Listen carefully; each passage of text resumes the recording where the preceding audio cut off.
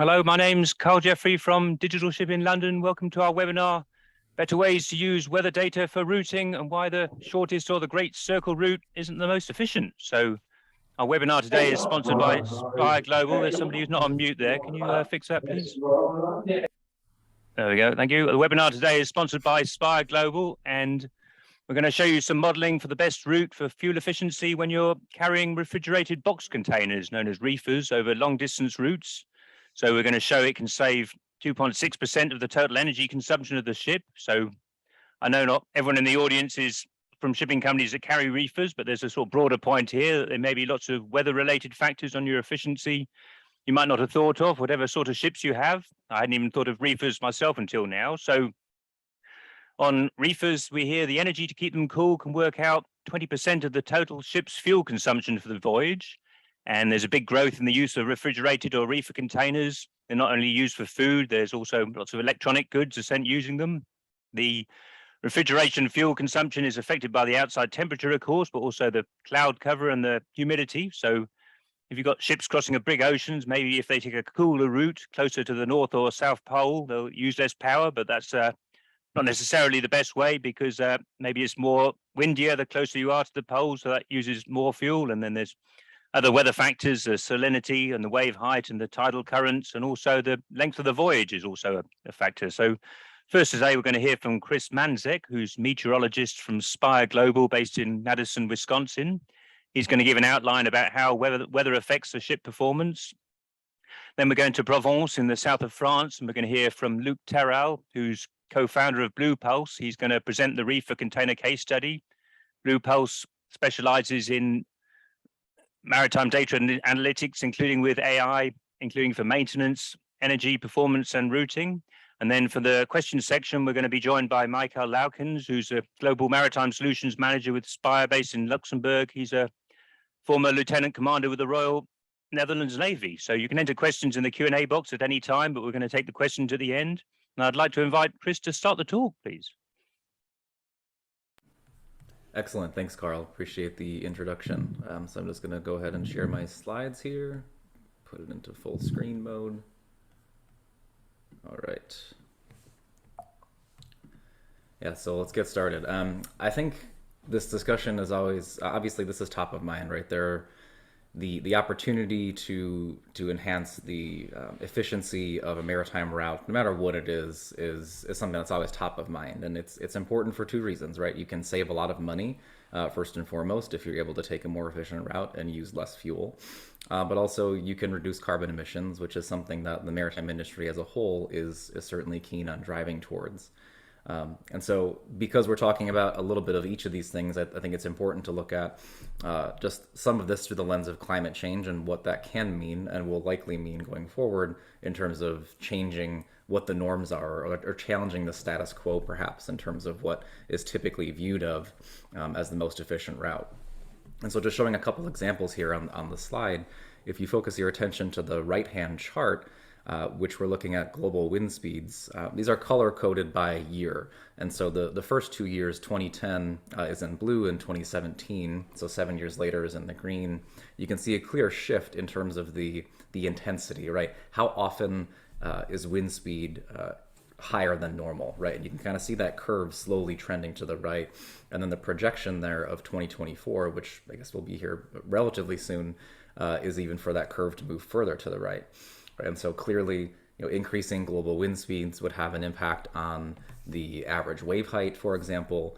You can also see that some of those tail end events, some of the more extreme higher wind speed events appear, at least visually from looking at the chart, to be occurring at a higher frequency, right? And that's kind of a theme we've all heard of, I think, in the media as well, is just the increased likelihood of stronger or more severe storms, hurricanes, cyclones, etc., possibly happening with more frequency or greater ferocity. If you're like me, you probably also saw the news yesterday. I just watched Florida get slammed by a Category 4 hurricane. So these things are certainly top of mind. But it's not just wind speeds and therefore increased wave heights. There are simpler, smaller moving things that are also impactful, right? So if you just look at the typical oceanic current, the typical conveyor belt, if you will, which is the map in the lower left, you kind of have these typical currents that, I'm familiar with since I'm in the US with the Gulf Stream, right? The warm current that heads off the East Coast up towards Europe is something that vessels can traditionally take advantage of. But climate change may actually impact this, right? It could actually result in these currents speeding up. If you think of a more simplistic approach where, if temperatures increase, therefore the oceanic temperature at the surface increases, the difference between the cool water at the bottom of the ocean and the top is a greater temperature difference, and that could actually cause currents to speed up just by itself. But also, if you consider that ice caps continue to melt, you're actually reducing the salinity in the ocean by continuing to add some of this fresh water from the ice melt.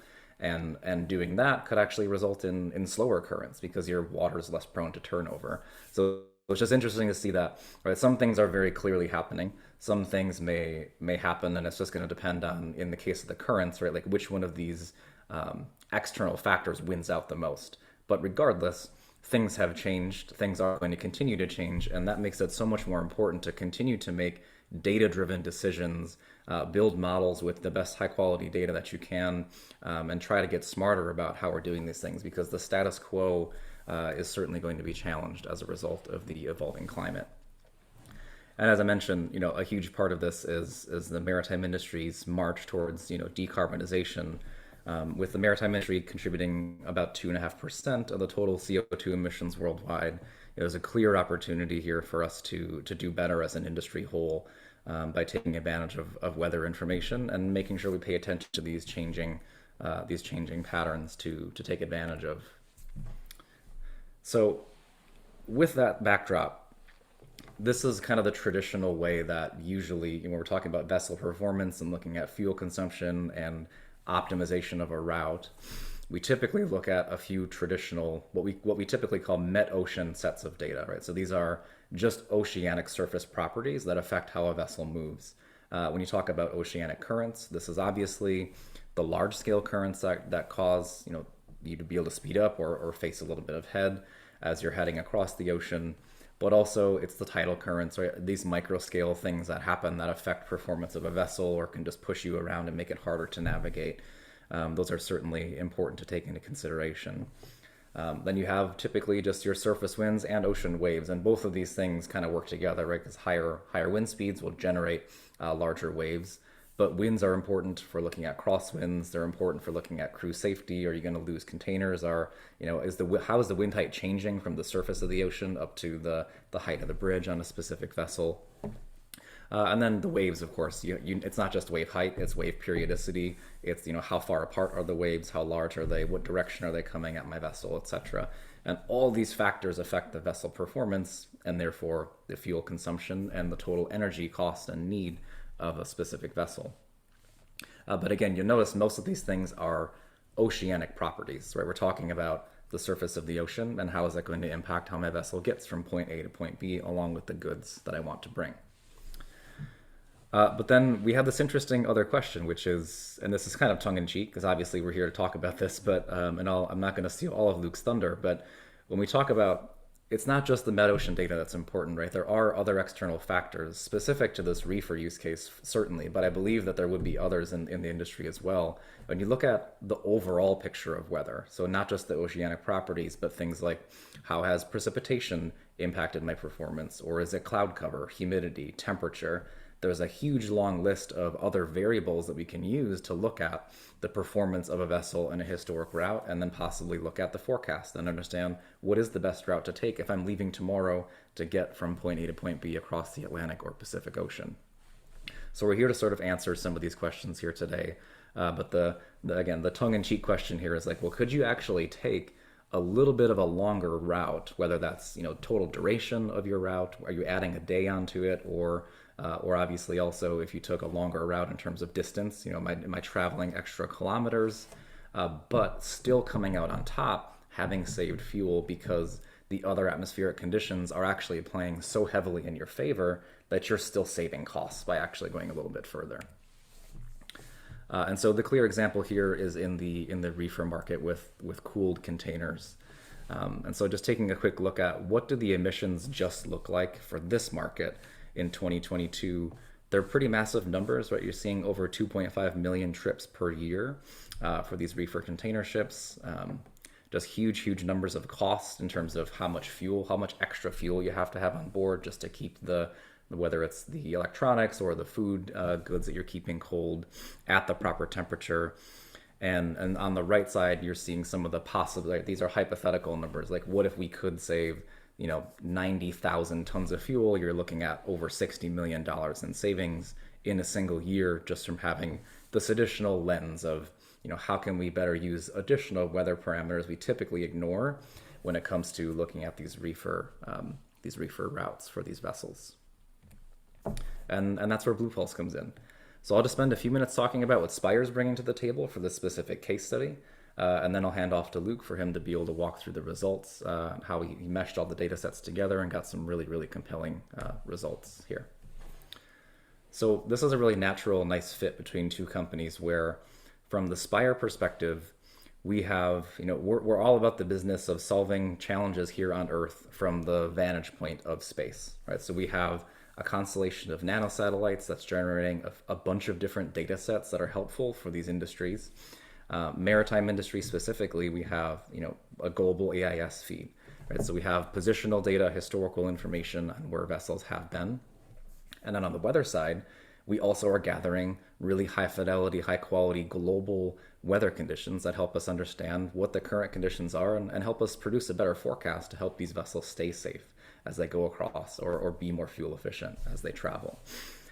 So at Spire, we're primarily bringing the high quality, accurate data, not only the mid-ocean data, but also the atmospheric conditions, and bundling all that together to make it a really easy to use product and sort of spoon feed it, for lack of a better term, to clients who need high quality data to be able to answer some of these interesting questions. And then BluePulse comes in, taking the data set, right, the nice data that we're providing from both AIS and weather, and then putting it together into an analytic solution, running machine learning models in order to understand the performance and how some of these reefer vessels could be possibly doing better. So we'll just set it up like this, right? And most of the details have been described here so far, but we're looking at the challenge being, how can I get my vessel from A to B by taking into consideration additional weather parameters that typically are not looked at, or you could even say maybe ignored in the industry for these reefer vessels, and what type of how much gain is there possibly from considering the atmospheric properties, looking at temperature, dew point, humidity, wind speed, obviously, and solar radiation. All of these factors play in. It's not just one or two. It's certainly a huge combination of all of them. And then at the end of the day, what BluePulse has done is generated an energy simulation tool that looks at the past trajectory that a vessel took, and then looks at several perturbations of that trajectory, right? So how, if I allow my vessel to stray outside of that path historically by like 2% each way, right? What impact would that have had on the energy consumption for that vessel? And so Luke's team is able to produce a highly accurate estimate of what that energy consumption would be like, utilizing Spire's weather data and mid-ocean data as a backdrop. So just really quickly to tie off on Spire, right? We have a nanosatellite constellation of over 120 satellites buzzing around the Earth at all times, which is pretty awesome. It's generating many different types of data sets, whether it's AIS or high fidelity, high quality weather conditions. This helps us generate historical data. This helps us add value to estimating what's happening in real time everywhere on the globe at a very high resolution. And then, of course, helps us produce a more accurate forecast, which helps our vessels all stay safe as they travel and be more fuel efficient. And in the case of what we've provided for Luke here, it's primarily global historical point data, but we do provide a full suite of weather products that fit the maritime industry, from looking at specific hour-by-hour forecasts for port conditions, for things that are, use cases like understanding port congestion, or ports even having to shut down as a result of inclement weather. Everything from that to simplified versions of, just tidal, astronomical tide data. And then we are providing some forecast APIs that help our mariners stay safe, use less fuel, and simply have an easy way to query the weather forecast along a route to sort of check a route that maybe has already been calculated to understand, what is Spire's forecast saying versus the route that I was given, and how do these things, just making sure everything lines up and that the route is truly safe and efficient. So that's a bit about Spire and what we do and what we provided to Luke for this specific case study. At this point, Luke, I'm happy to invite you in to discuss the specific results of the case study here with our audience, if you don't mind. Oh, thank you. Yeah, thanks, Carl, for the invitation, and thank you, Chris, for this introduction. I think you explained very well the situation.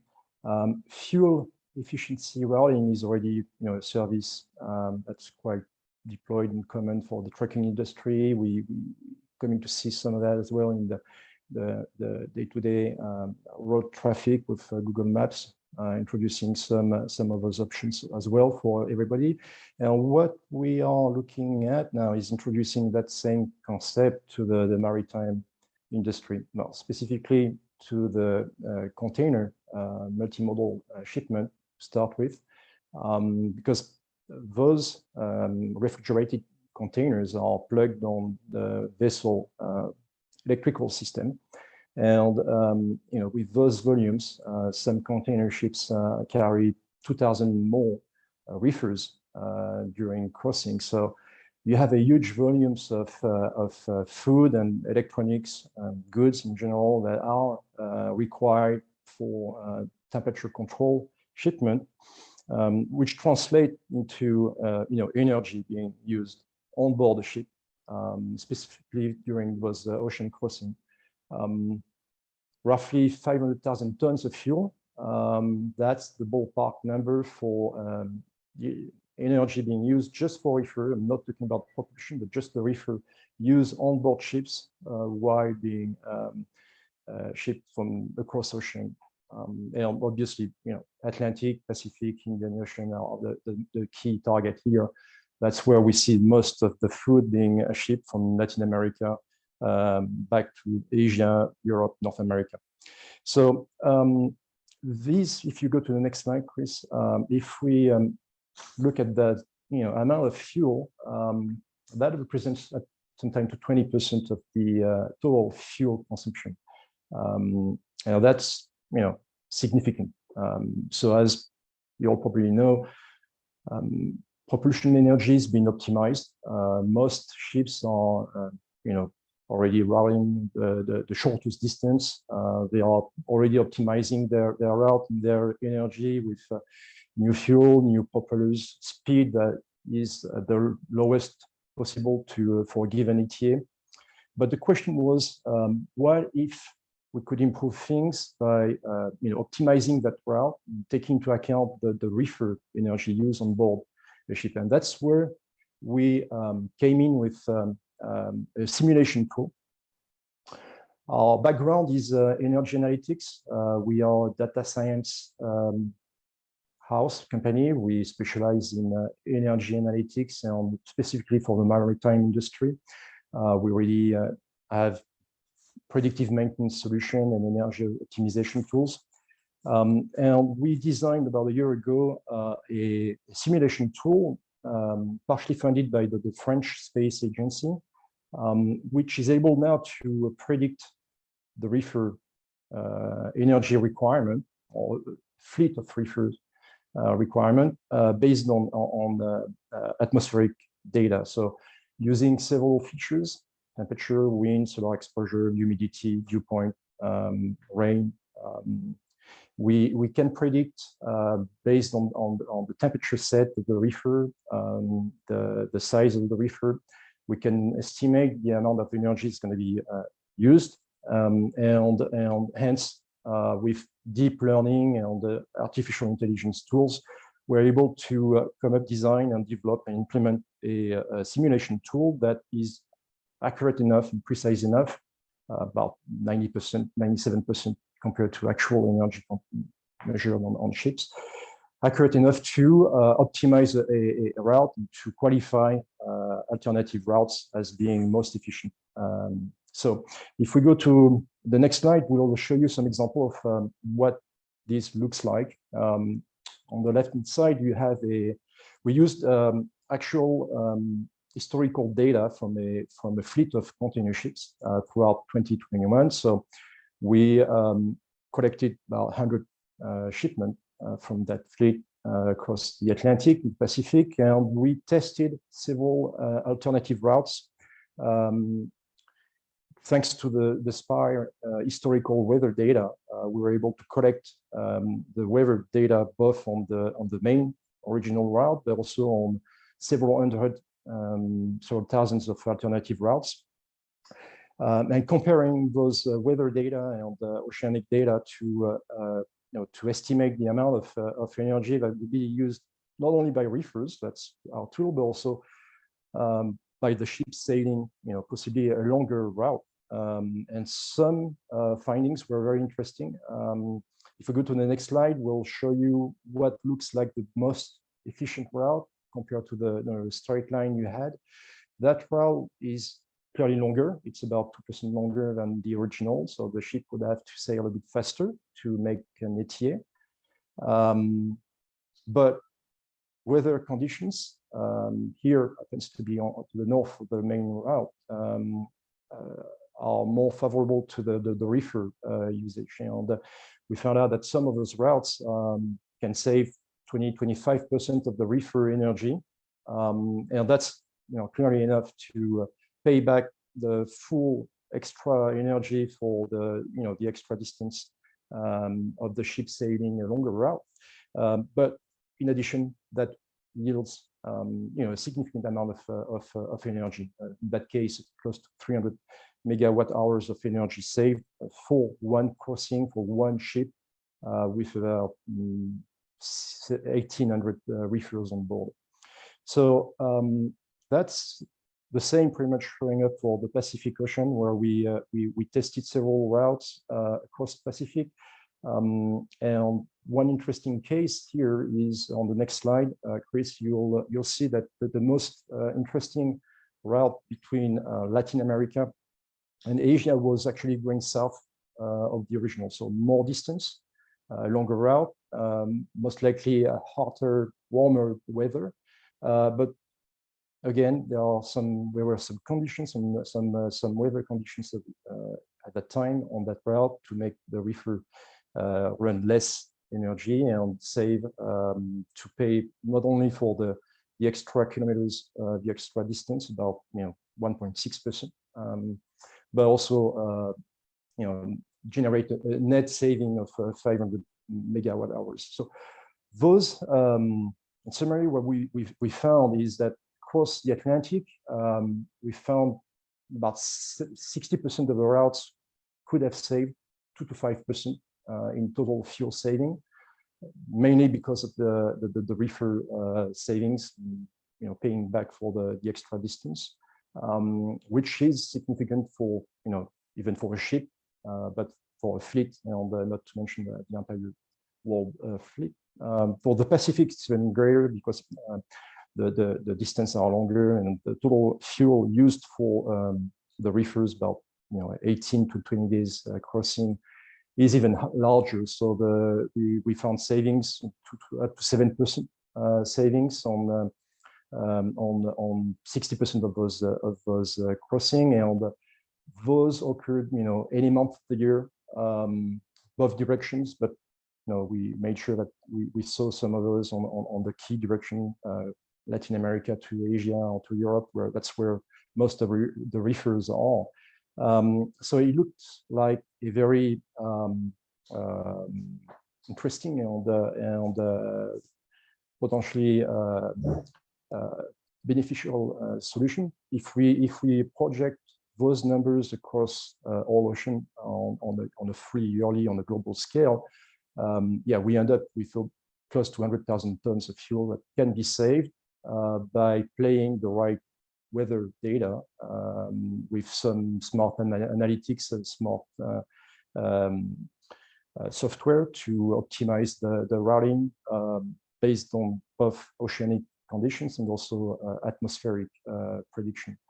All of those data were computed, based on data we collected, and are using several standards, mainly the GLEC and the EN 16258 to translate energy into fuel and into CO2 and any greenhouse gas emissions. But one key point to remember is maybe that data now is available. It's being produced by companies such as Spire, who has accurate, very high resolution and precise weather forecast, which enable smart analytics and machine learning software to learn from the past and predict and optimize for any ship that's carrying reefers. So if you go just in conclusion to the next slide, what we see on average is for half of the crossing, 54% of ocean crossing, we find potential savings based on reefer use, on average 2.5% saving of the total fuel per ship, and close to 10-15% of the reefer energy.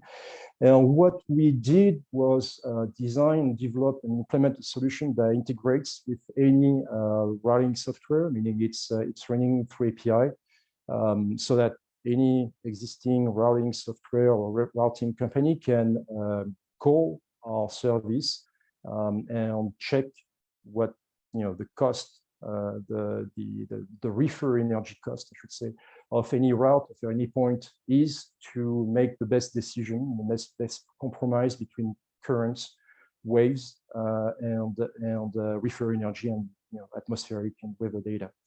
So that's pretty much what I wanted to share with you in terms of results, and I want to thank Spire for the introduction, the chance to present this to you all. Remain available for questions. Back to you, Chris.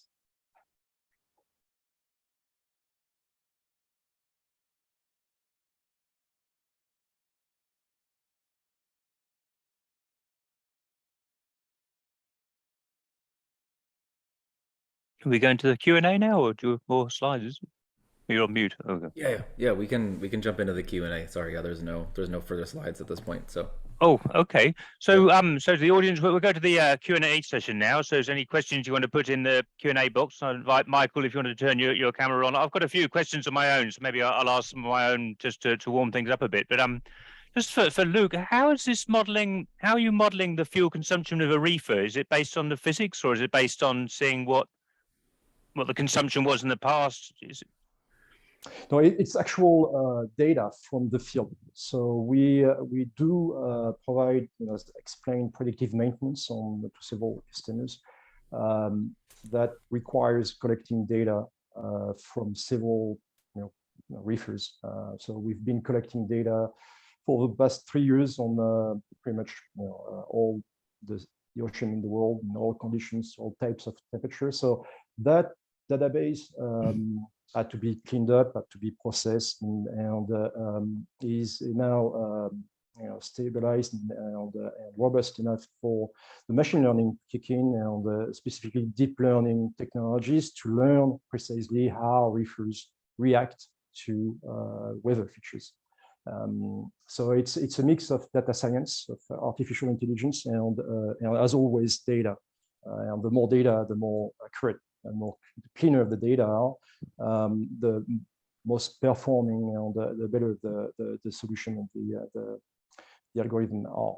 So to answer your question, it's accurate measurements. And now the solution that we've designed runs without connected reefers, just based on an estimation of the size of reefers on board. So shipping lines don't have to connect all their reefers to get it running. We can simulate energy of a ship's fleet of reefer with enough accuracy without getting all those reefers connected, because the size of the fleet will make the actual estimation accurate enough, about 97%. All we need is the temperature set, data that are available to the ship line, to the ship commands, so that data that are easy to import in the solution and to play with. Because there could be factors nobody knows. For example, if a ship engine is more efficient at 25 degrees C or 10 degrees C, maybe it's impossible for an engine manufacturer to test this themselves, and it's only if you get a huge data set, you can maybe work it out. Like it's possible, well, isn't it? No, you're right. I mean, the more data we have, and you mentioned something about engine efficiency. We see more and more engines, more and more diesel generators being connected, and that helps as well. Enrich, improve the solution. So far, we obviously have data on reefers on board ship, also on land, on trucks, on train, on small diesel generators. So we have a wide enough panel of data to stabilize and to create a model that is robust enough and built according to standards that the industry is using to reflect and produce those kind of results. But you're right, more data, and we see a lot of data coming into the maritime industry because there is a challenge. There is fuel to be saved, CO2 emissions to be saved. The data is there, and the more data, the more accuracy, the more algorithm, the more solution, and the more savings. Well, that's great. We have 6 questions in here, so I guess we'll take them in order. Oh, there's one that Chris has answered on typing from Shabaz Barg, who's from offshore monitoring in Cyprus. Which region and wind data have you selected to show wind intensity variation? So he's you replied, Chris. Do you want to reply orally to that one as well? I'll see you. Yeah, I can. Yeah, no worries. I wanted to get a head start. So yeah, the chart where I was showing the wind intensity increasing from 2010 to 2017, the projection to 2024 on the first slide, that was a global average data set, right? So this was not looking at a specific region. It's overall looking at the global conditions. Oh, so Dimitris Theodorakopoulos, how sure are we about the savings? So I imagine there could be a factor which hasn't been thought of in the model, which affects the refrigeration, like the bad maintenance of the unit or something like that. Wouldn't that mess up your calculations, Luke? Do you want to? So maybe for Luke to answer. Yeah, absolutely. And error rates is the daily challenge of the data scientist. We always take into account the error rate of any model. So when we're showing those results, we are actually showing the worst case scenario, meaning that we are showing the least savings on the alternative routes and the highest energy on the original route, taking into account those error rate to show something that's safe. So in a nutshell, the error rate is built into the model, and we actually then comparing, when we're building a solution, we're actually comparing the estimation with actual data, because we do have the data from the field, so we can compare our model with actual data from smart meters, from systems on the reefer, and that's how we can measure the error rate. Oh, that's very good. We've got 4 questions here from Arvind Sharma. I think he's a manager of technical efficiency with Mediterranean Shipping Company in Geneva, according to his LinkedIn page. So maybe we'll spend quite a time on. Did you check the difference between fresh and chilled? I don't quite understand, but maybe would have thought it's temperature that matters. Yeah. What kind of reefers did you use? What's the minimum number of reefers you considered? And is it predictive or reactive? And I don't know. That's okay. So must be true. Anyway. All right. Yeah. Well, let's address the first 2. Yes. So to answer your question, we have built into the model. We have actually several models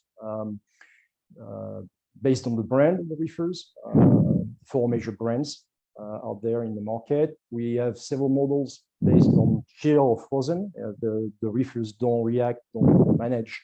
Are not managed the same way based on the temperature set. So we need in the system to have a temperature set for each reefer. And regarding the last question, what size? The model is stable and robust, 97% accuracy, anywhere above, starting above 50 reefers. So as soon as we get 50 reefers in one place, our estimation of energy, and again, no connected reefers, just temperature set, size of the reefer, will give us a 97% accuracy on the energy prediction for that fleet of reefers. Below 30 reefers, we will not use the same tool, but again, container ships carrying usually 1,500, 2,000 reefers at one time. So we know that the tool is efficient and precise enough for routing software and for that solution. Well, so Chris and Michael, I don't really know where to start, but maybe is there anything particularly you want to add to the discussion here? Not particularly, no. I mean, it all has to do with, of course, the algorithm applied to it and exactly the accuracy of the data being used to that as well.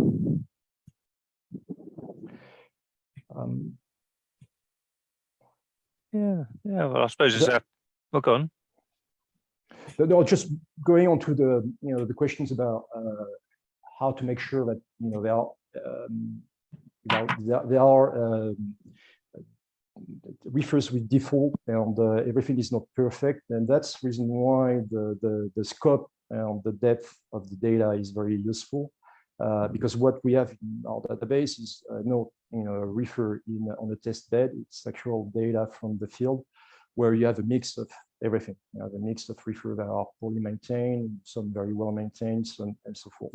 So the data that we use to build the model is actually live and is actually updated on a constant basis on what the actual reality of the energy being used is. What we are looking to do with some customers is retrain the model based on their own fleet of reefers. Some shipping lines have specific brands, they have specific maintenance operations and so forth, so which make their fleet slightly different from the average fleet. And what we do in those cases is training our model to that fleet so that the simulation tool and the system learns from the actual shipping lines fleet data and predict what the fleet's data is going to be. So all of that is just a matter of selecting the right data and selecting the right processes to tune the solution to the right target and the right objective. Yeah, I'm quite surprised. I read somewhere where there's two types of models. There's models that train themselves and models that you train. And it sounds like this is the type of model that sort of trains itself. You're kind of giving it all the data and saying you work out what's the easiest way.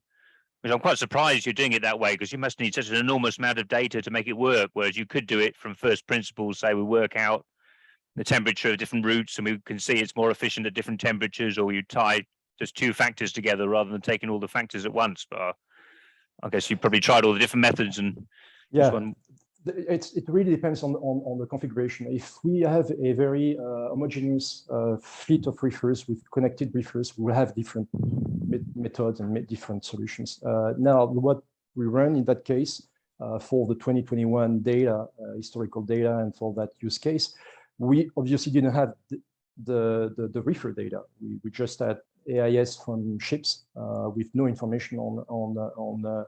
So we took average reefer mix of temperature for those routes that we gathered and played the results. Again, if we have a very specific, clearly defined shipping line with its own fleet and some specific data, we will train the model to reflect and to be closer to that specific data set. So the models are built and based on the very large volumes of data, but they can be trained on specific data sets will match the customer needs. Well, maybe for Chris and Michael, I mean, I was thinking about, so for people who have other sorts of ships like tankers, I was trying to think of reasons why the weather may affect it. I mean, apart from the engine, who knows? I mean, the resistance, I don't know if different salinity has different resistance over the water over the course of a whole voyage. I mean, I guess we haven't run these models, so we don't know, but I guess we could start by sort of kind of guessing. I mean, based on your sort of weather and maritime expertise, is it ideas you've had about other ways that people haven't thought of that weather affects the fuel efficiency, do you think, is it? Yeah, I mean, this is the cool thing about data science and machine learning overall, is that oftentimes you're looking for a question, or you're looking to try to find something else that hasn't been discovered yet, right?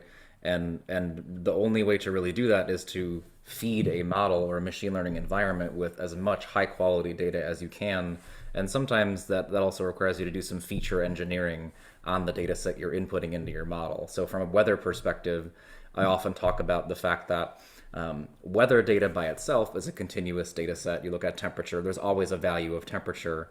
But then sometimes it's more helpful to compare that temperature data at a given point in time against an average. So how far departed from normal is that temperature value? And taking those departures and those sort of like extreme or different events when you look at weather can actually be also important to put into a model. So it's hard because you can't necessarily say like, you can go in with a hypothesis, but I think the best thing to do is just to throw as much data as you can, as long as it's high quality data with the right features. And you're going to discover something probably that goes against your preconceived notions of what it means to be efficient. Now, it's a bit of a $1 million question here. So you look at the questions, a lot of people bringing up reasons why that's not true. So, why it may not be true. So Arvind Sharma was saying about different reefer designs, and Dougal Goodman is asking about extreme events. And so I guess there's lots of reasons why you use your expertise to guide the data science, or you use them both together, I suppose, isn't it? There's like a TP McLean, I don't know, he's asking about the impact of cloud cover or surface currents, what affects the most. I mean, you use expertise to answer a question like this. You wouldn't say, let's make a big data model and try and work it out, I imagine, would you? Or a bit of both, perhaps? Well, actually, it's quite complex because all features, about 8 features that will impact the reefer, temperature, obviously, the wind, humidity, solar exposure, the rain. But the impact is not the same depending on it's a frozen or chilled reefer. It's not the same depending on which brand. It's not the same depending on external conditions. So there is no straight answer to that question. And it's not the same. We found out that's was a surprise to us, but it's not the same features that we'll save on the Atlantic or on the Pacific Ocean or on the Indian Ocean. So to make a long story short, we have to take into account several features, atmospheric weather data, and play those based on the characteristics of the fleet.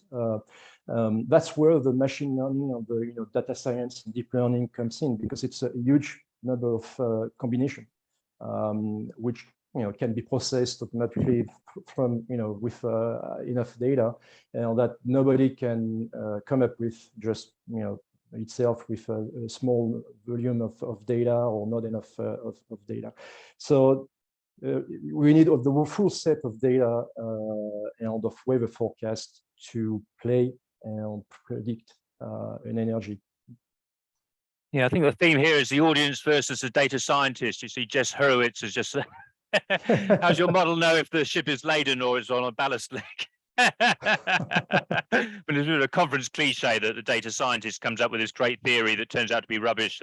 I guess, but it doesn't mean the data scientist is wrong. It just means that this stuff is continuously evolving, I suppose, isn't it? But, so do you want to answer that question about the ballast or laden? Okay, we compare, what we do is comparing apple and apple, meaning a ship going one way on one specific voyage across the ocean on two parallel routes. So we assuming the ship, the ship is whatever it is. So it's starting a crossing with a specific parameters.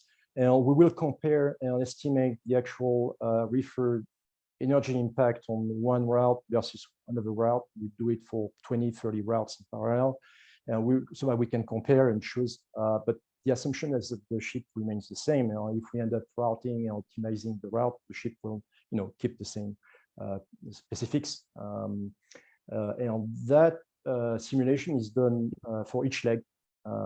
So every time there is a crossing, couple days of ocean crossing, where we can play a little bit on the weather data, changes in weather data, we can run several simulations and choose which one makes most sense given the specifics of the ship at the beginning, and we'll assume that that ship will be sailed the same way on route A, B, C, meaning with the same ballast, the same configuration, the same, just the speed which will change by a factor of 1 or 2% to catch up on the extra distance if there is a longer route to save on the reefer. I don't know if I've answered everything, but yeah. Well, if we get back to the maritime or the science, Michael and Chris, I mean, say we got salinity, humidity, dew point, solar radiation. It's not obvious to me how any of those would affect maritime performance, even to understand it. You know, even not to say they don't, but you want to understand it if they did, wouldn't you? I suppose, or is that have you looked? I mean, you mentioned these things, didn't you, as things that might affect performance, isn't it? But right, and some of them are related to each other, right? When you think about you think about cloud cover and precipitation and solar radiation, right? It's like, well, if precipitation might be a small factor in the model, but it's probably, you know, in the case of the reef, for example, right? It's much more about the clouds and the solar radiation and therefore also the temperature. So precip might have a small factor in that, but at the end of the day, you know, it's probably because it's cloudy while it's raining that you're actually having, you know, less sunlight hitting the container and therefore, you know, using less energy. Are there any factors temperature related other than the refrigeration? I mean, do you know about affecting the engine or the way the ship goes through the water or anything like that? Is there anything? I mean, I guess there could be small differences, but there's not stuff. Is that stuff you looked into? Or mentioned salinity. I don't know if that's any different in the friction of the water or something like that. Or... Yeah, I don't know, Michael, if you've got anything to add there.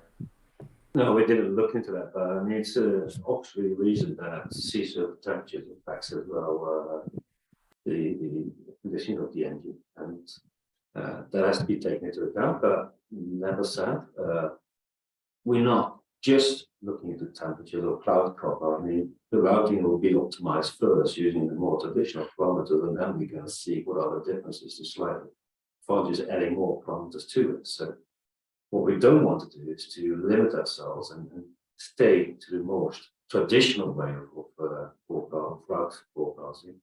Look, what if we add extra additional weather parameters to it?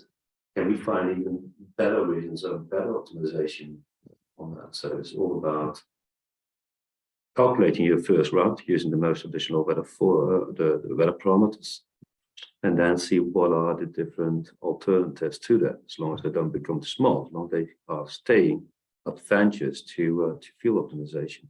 And that's exactly what Terral has showed us, that if you take the temperature and solar radiation into consideration, even a longer route will present you with more cost savings on them.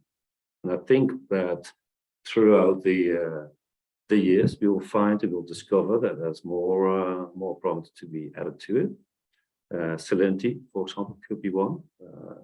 The wind fraction against current could be one as well that we might be interested in looking into. These are all in research stages at the moment, and we don't forget that you need to be able to have a precise model as well. So the parameters that we are working with nowadays, we are able to provide a very high accuracy for these parameters. So any new parameters added to it has to be tested, has to be proven its accuracy again as well before they can be applied into the algorithms. Was it wind fraction against the current, did you say? Well, against waves, fraction of wind against waves, and currents against waves as well. So when they're going in the opposite direction to each other. Yeah, it's looking about steepness of waves as well. And now more and more what you hear in the industry that are looking into pitch and roll. So there's wavelength is, for example, considered as well into the equations. Yeah, I mean, one thing I like about this is the crew don't necessarily need to understand it, because you can do all the modeling in your clever meteorologists and data scientists and just tell the crew this is what we think is the best, and you know, it's much better than all these systems that require a lot of crew expertise. You know, and you wonder how crew are going to deal with them, isn't it? You know, but yeah, there's going to be a lot more granular weather modeling in the future. I think that's an important point here, isn't it? There was a question from Arvind about predictive versus reactive, and I suppose what he's kind of asking, I think, is, you know, how do you actually use this? It's one thing to analyze it all in 3 years later, but to actually use it when you're about to do a new voyage, or maybe when you haven't done before. Or, I mean, this must be the general purpose of this. So you're going to use this as planning tool, and you're going to have all these models embedded in your software. Is that don't know who's the right person for that kind of question, but this is where we're going, isn't it? Yeah, that's the purpose of the design. We but that's really the predictive data from weather data from the Spire that enable that prediction. Obviously, that's something we can run on a daily basis to update and define which route is the best moving along with weather prediction, which will cover the choice and the different routes that are possible. But it's definitely a prediction, so it's a Spire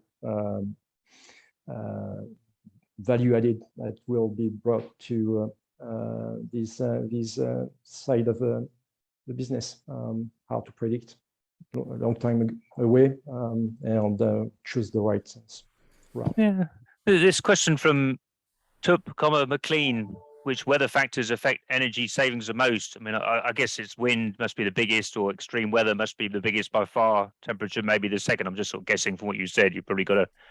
I mean, is this quite useful to put these factors in a list? I mean, a salinity probably far down. I don't really understand how salinity affects it, but it's more of a possible. Is that if we left the audience with the top 5 weather factors, 1 to 5, is that a easy question to answer? Or?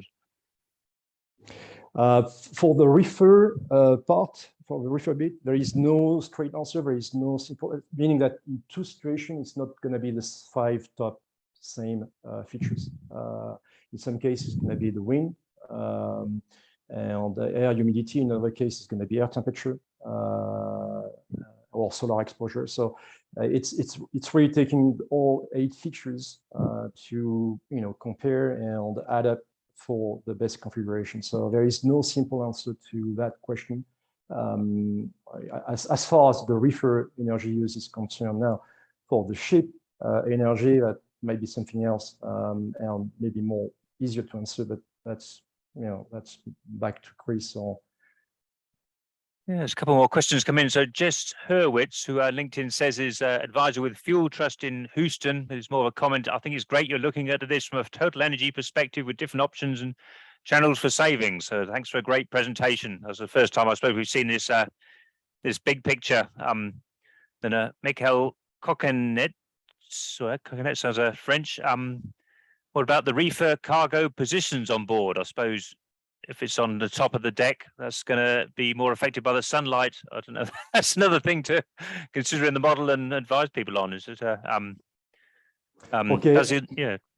Yeah, and he's right. I mean, that's already been taken care of because all container ships have what we call reefermen. When they load up reefers, they know what they do.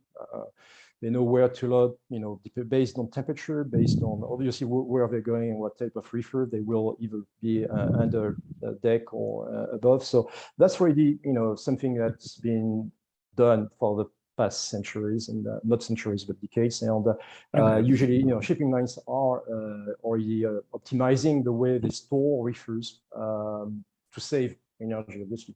What we're bringing to the picture is, longer term prediction and alternatives in terms of routes to have the whole fleet of reefers consume less energy in general. And that's where the 50 reefer mark is important, because it's not just one reefer that needs to be optimized. It's the entire fleet on the boat, on the vessel, that needs to be optimized.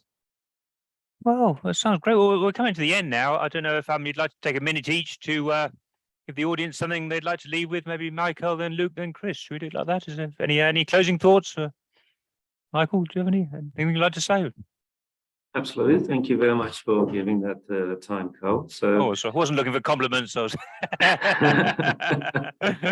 But yeah, what I would like to say to the audience is that besides looking at optimization of your fuel and trying to reduce your carbon indexation, is always take that balance between the risk of which could be done by due to weather conditions and the fuel optimization or the decarbonization.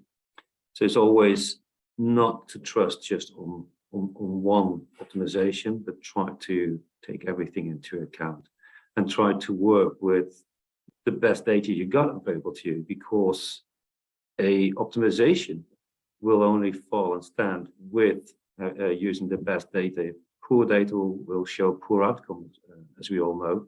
So make sure that whatever you do, just tend to work with the best data available. Luke, you have any closing thoughts? Yeah, again, quality of data, prediction, but something I like everybody to remember is that those solutions are there now available because the data is there, models are there, and doesn't require huge investment. All existing ships with existing routing software can optimize already tomorrow. The solutions are easy to implement and are effective, right away. So talking about very short, very quick return on investment, and very easy solution to implement that will not change the way the processes or the way people do business currently. So that ease of implementation, I think, is key for the market acceptance, and that's the perfect example of a solution that will bring both savings and an easy implementation way. Wow, Chris, do you have any closing thoughts?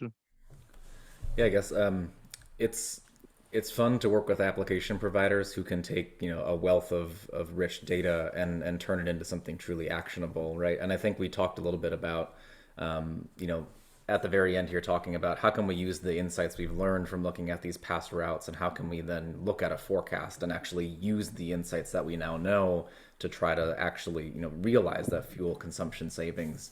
And it's fun because we provide a full 15-day forecast for both our ocean and our atmospheric products. So we can, if your voyage takes, in somewhere in that window, right, we can optimize for that entire route. And actually, it's important to consider updating that route as the vessel's already en route, right?